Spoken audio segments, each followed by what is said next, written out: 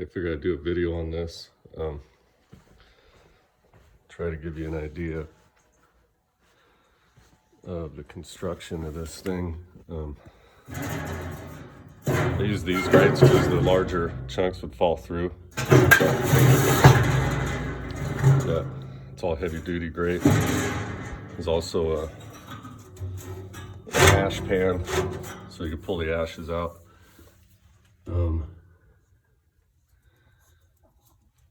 Everything's sealed well. I mean, some of the welding on the, I had to fill a gap there. Fill a gap there, I had to put a piece of rod in there to get that. This hinge, like I said, all the hinges on it are stainless. You can see there's some surface rust, but that is a stainless hinge. The handles are, they work.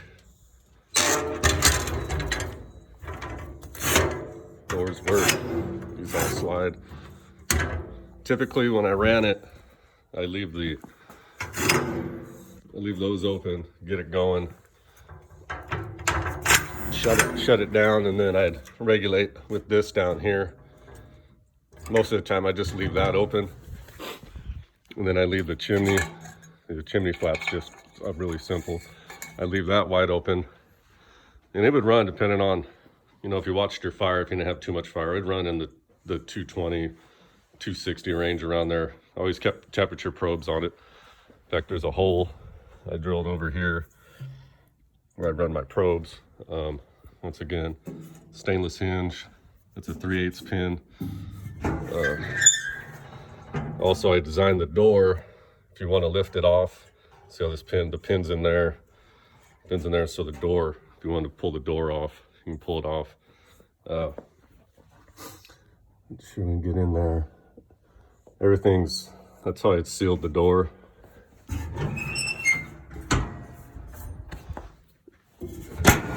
Get it closed. See, I never had a problem with smoke coming out of here, and you could probably put, like I said, some felt for chimneys or a fireplace in there.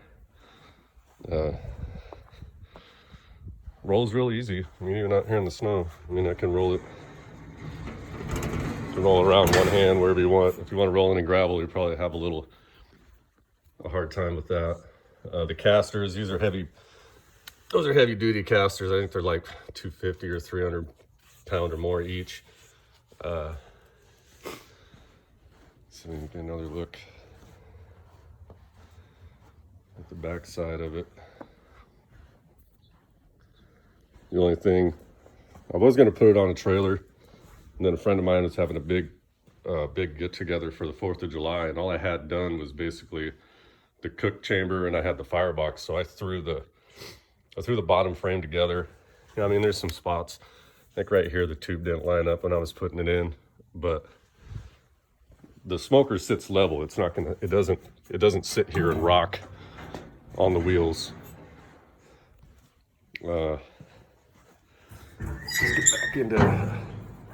Get back into here. Let's pull these grates out. Once again, grates. That's stainless grate. And then that's a 5/16 stainless rod to reinforce it. I put a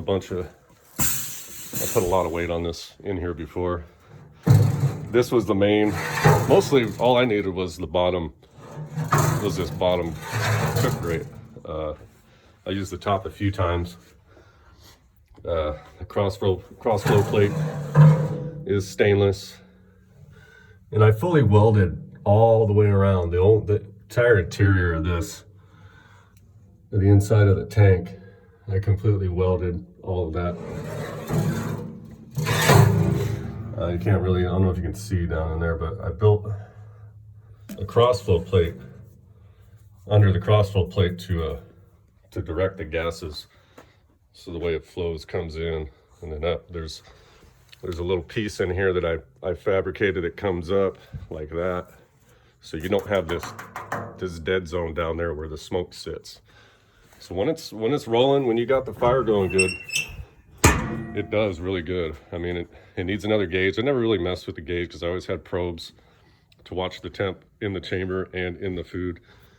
Like I said, it does, you know, It needs a little TLC. It sat outside, still works good. But the only thing I would change is maybe I'd rework the door handles, and I thought of adding another vent, another breathing vent back in here, just a small one, to maybe just to get a little bit more control out of it. But other than that, I mean, it works well. You know, for it was the first smoker I built. I built a couple after this, but they were huge. I mean, they were 4-foot diameter chamber on a trailer. So this was just, you know, something that I started getting into smoking, and I wanted a big bad one, and I work at a fab shop. I'm a machinist, so, you know, I don't weld or technically fab for a living, but I had all the equipment, you know, to roll the tank, you know, welders, sheet metal.